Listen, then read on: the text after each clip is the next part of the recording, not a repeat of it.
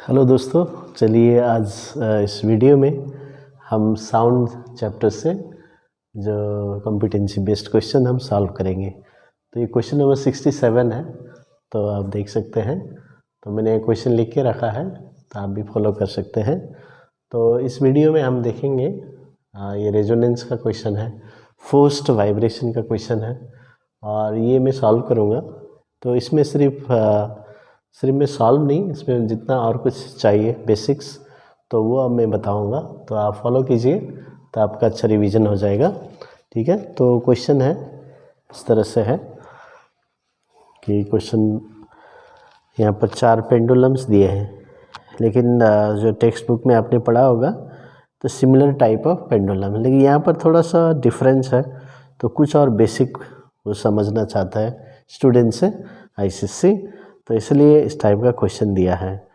तो अभी यहाँ पर ये जो पेंडुलम है ये मर्क्यूरी का बना हुआ है और uniformly distributed, fully distributed, complete ये पेंडुलम है। इसमें हॉलो है लेकिन वाटर दिया है, थोड़ा सा नीचे वाटर है और ये हॉलो है और इसमें भी वाटर है लेकिन थोड़ा और ऊपर तक वाटर दिया हुआ है। ठीक है, तो ये पेंडुलम है। अभी सबसे पहले क्या करना है कि फ्रीक्वेंसी के बारे में बताया। तो पेंडुलम का फ्रीक्वेंसी रफली क्या होता है ना, तो 1/2 पाई √g/l। तो ये फार्मूला आपको मालूम है और ये फार्मूला से आप फैक्टर याद रखना है कि f is inversely proportional to √/the length. तो इससे क्या पता चलता है कि यदि पेंडुलम लंबा है तो इसका फ्रीक्वेंसी कम होगा, पेंडुलम छोटा है, शॉर्ट है, तो उसका फ्रीक्वेंसी ज़्यादा होगा। ठीक है, तो ये हमें याद रखना है, ये पहला पॉइंट है। सबसे पहले जब भी पेंडुलम है तो याद रखना। दूसरा है, अभी ये L क्या है ना, इसमें और थोड़ा सा डीप में आईसीएससी क्वेश्चन में पूछ रहा है।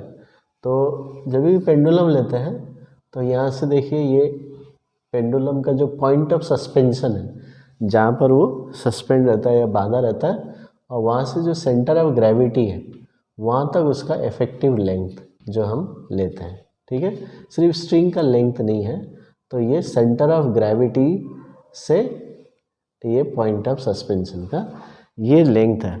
तो इसलिए वो आईसीएससी यही समझना चाहता है यहाँ पर।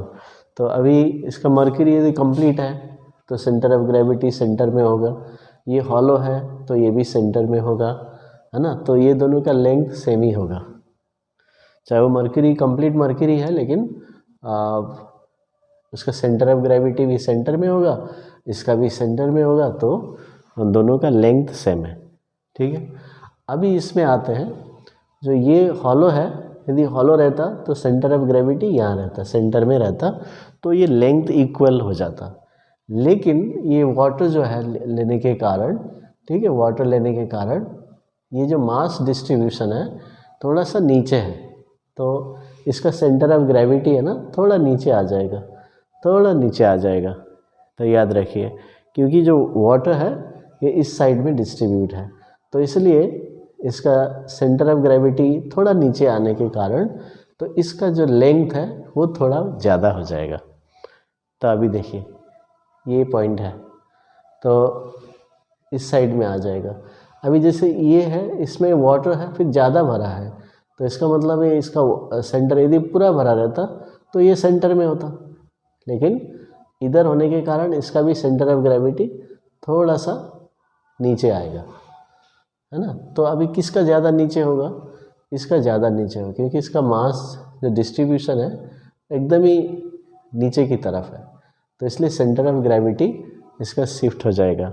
तो सबसे अभी आपको समझ में आ गया, लेंथ अलग अलग है। तो ये देने का मतलब यही है कि वाटर यहाँ तक भरा हुआ है, यहाँ तक भरा हुआ है, एम्प्टी है, ये भी सॉलिड मर्क्यूरी है। तो ये सब देने का आपको टेस्ट करना है कि लेंथ क्या है।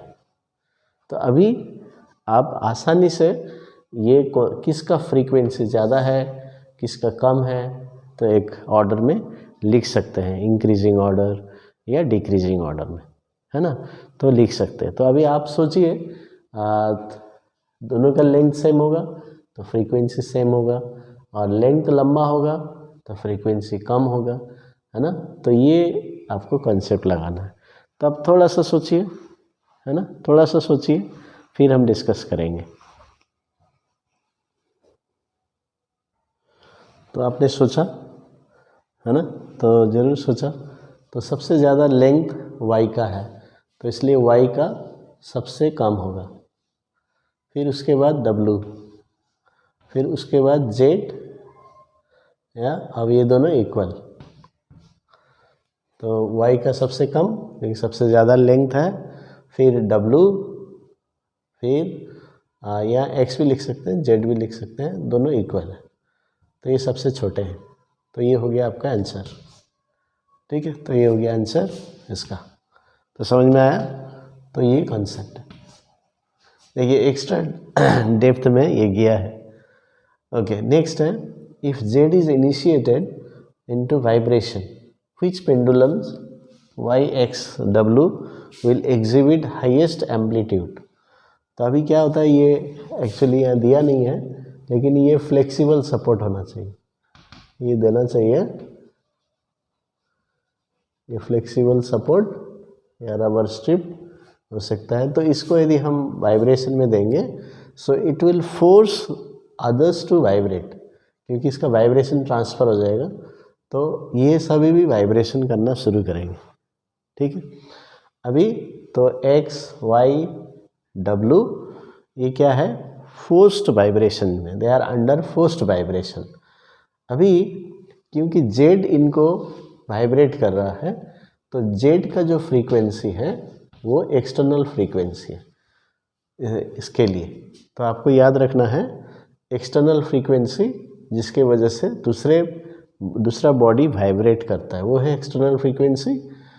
अभी नेचुरल फ्रीक्वेंसी, तो ये सब नेचुरल फ्रीक्वेंसी, इसका x अपना नेचुरल फ्रीक्वेंसी होगा, इसका y होगा, फिर इसका अपना होगा डिपेंडिंग ऑन द लेंथ। तो अभी जब एक्सटर्नल फ्रीक्वेंसी और frequency of the externally applied force, periodic force, is equal to the natural frequency of the vibrating body, then resonance takes place.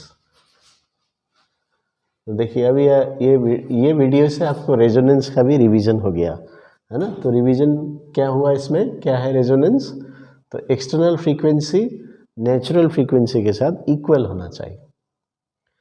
तो अभी आपको आइडेंटिफाई करना है कौन सा फ्रीक्वेंसी एक्सटर्नल है और कौन सा नेचुरल फ्रीक्वेंसी के बारे में बात कर रहा है, तो ये आपको आइडेंटिफाई करना है। तो कैसे इस सिचुएशन में क्या है कि z is initiated to vibrate, तो ये वाइब्रेट होगा, इसके वजह से वो लोग वाइब्रेट करेंगे।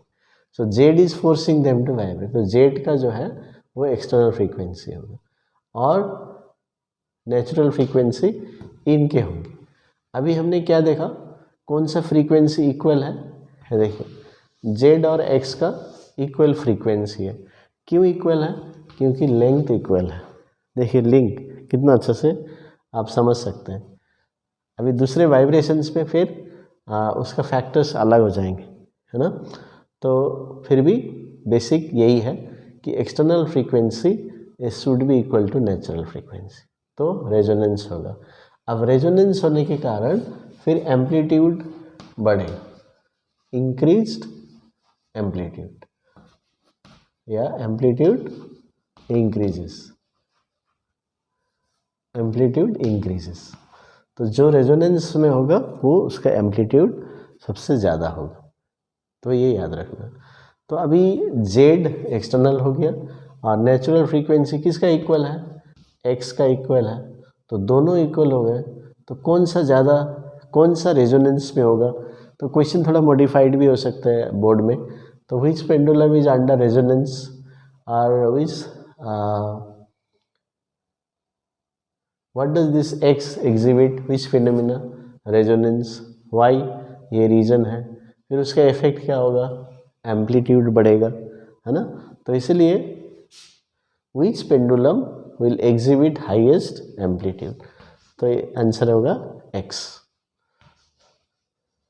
बिकॉज रीजन क्या है, the external frequency of the,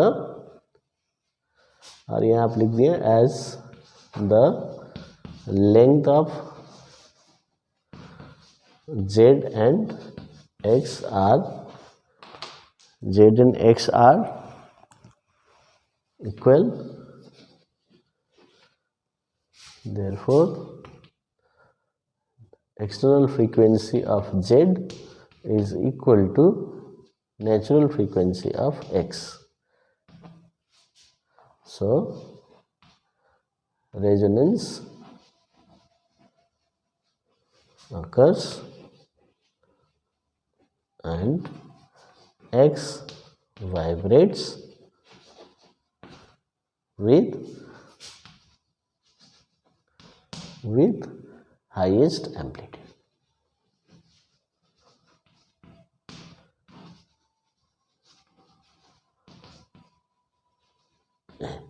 तो ये है क्वेश्चन, ठीक है। तो अभी समझ में आया।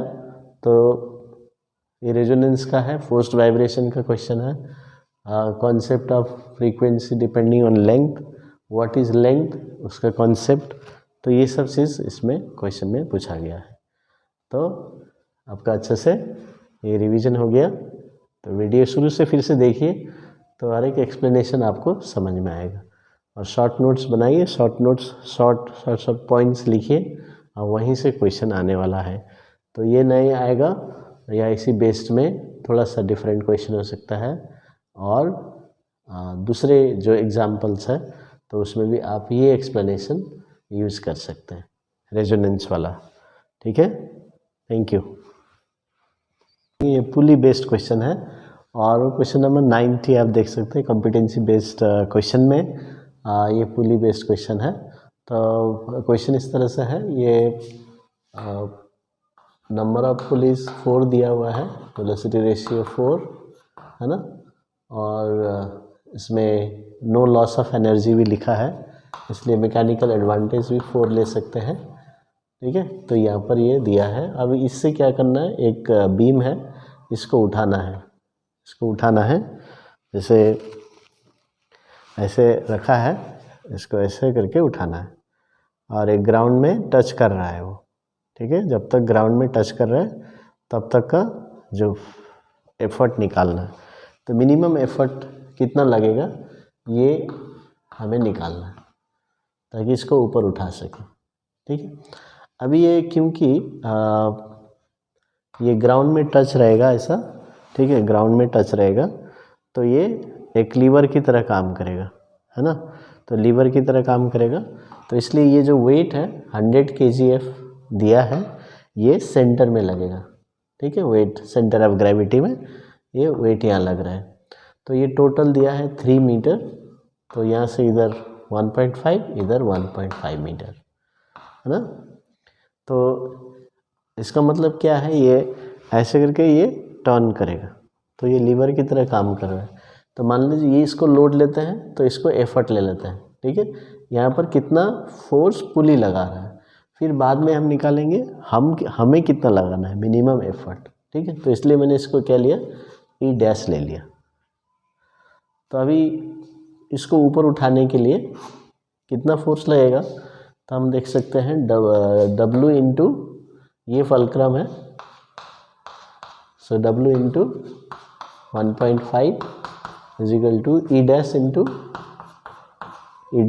3, क्योंकि ये ई डैश यहाँ लग रहा है और ये पूरा यहाँ से ये फलक्रम है, ठीक है। तो इसलिए इसके पूरा डिस्टेंस लेना है। तो एफर्ट आर्म हो गया पूरा डिस्टेंस, एफर्ट टू फलक्रम। इसको यदि हम लोड लेते हैं, लोड टू फलक्रम, तो इसलिए W इंटू 1.5 और ई डैश इंटू 3। याद रखिए ये जो ई डैश है ये वाला एफर्ट नहीं है, ये वाला एफर्ट, ये वाला हमें कितना लगाना है यूजिंग द पुली। अभी यहाँ हम निकाल रहे हैं, पहले ये कितना इसको उठाना पड़ेगा, ठीक है। तो ये कॉन्सेप्ट है। तो ये 100 दिया है, 1.5/3, तो ये ई डैश हो गया, तो ई डैश, सो 0.5 ये हो गया 50। तो इसका मतलब यहाँ पर 50 kgf इसको लगाना पड़ेगा। तो ऐसा हो गया कि ये वेट इसके लिए 50 kg लोड, ठीक है। तो अभी हम जानते हैं जो पुली सिस्टम के लिए MA हमें मालूम है, तो लोड बाय एफर्ट, है ना। तो अभी ये जो है लोड का काम करेगा, है ना। जैसे हम नॉर्मल पुली में यूज़ करते हैं, ये लोड है, इसको ये उठाना है, तो ये एफर्ट और ये लोड। तो याद रखना, ये ई अलग है, ई डैश अलग है। तो ई क्या हो जाएगा, L/MA। तो L कौन सा है, 50, और MA है 4, 12.5 kgf फोर्स लाइन। तो ये एफर्ट 12.5 kgf, और यहाँ पर एज अ लोड इसको उठाना पड़ेगा 50 kgf, और है 100 kgf, क्योंकि ये ग्राउंड भी हेल्प कर रहा है, इसलिए ये थोड़ा सा लीवर का और पुली का दोनों का मिक्स कर दिया क्वेश्चन, है ना। तो इसलिए ध्यान देना है, लीवर का क्वेश्चन भी है, ये second class lever, L in between, और ये पुली का, तो दोनों का मिक्स कर दिया क्वेश्चन। तो अभी यहाँ दूसरा क्वेश्चन है, state whether the effort required remains same. अभी ये जब उठेगा, जब तक ये ग्राउंड में रहेगा ऐसे, तो ऐसा है, तो ऐसे ही उठाएगा, तो क्या एफर्ट बढ़ते जाएगा या कम हो जाएगा या सेम रहेगा, है ना। तो क्या लगता है, तो जब तक ये ग्राउंड में रहेगा तो ये सेम ही रहेगा, ई डैश सेम रहेगा, क्योंकि ये सेम ही डिस्टेंस है, ये 1.5 रहेगा, ये 3 रहेगा, है ना। तो इसलिए ई डैश सेम रहेगा, तो ई भी सेम रहेगा, तो ई रिमेन्स सेम।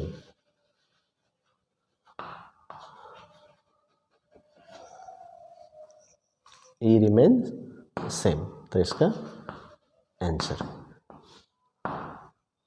तो इस तरह से सॉल्व कर सकते हैं। तो कितना बढ़िया क्वेश्चन है रिवीजन करने के लिए।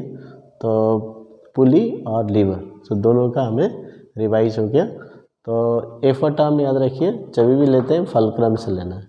तो जब ई डैश का लिया मैंने, ई डैश, तो स्टूडेंट क्या करते हैं, ओके इधर इस 100 के लिए ये और ई डैश के लिए ये, तो यहाँ भी 1.5 ले लेते हैं, तो मिस्टेक होता है। तो हमेशा याद रखना, तो जब भी प्रिंसिपल ऑफ लीवर लगाएंगे, effort arm effort to fulcrum, load arm load to fulcrum, तो फलक्रम से ही डिस्टेंस कैलकुलेट करना है।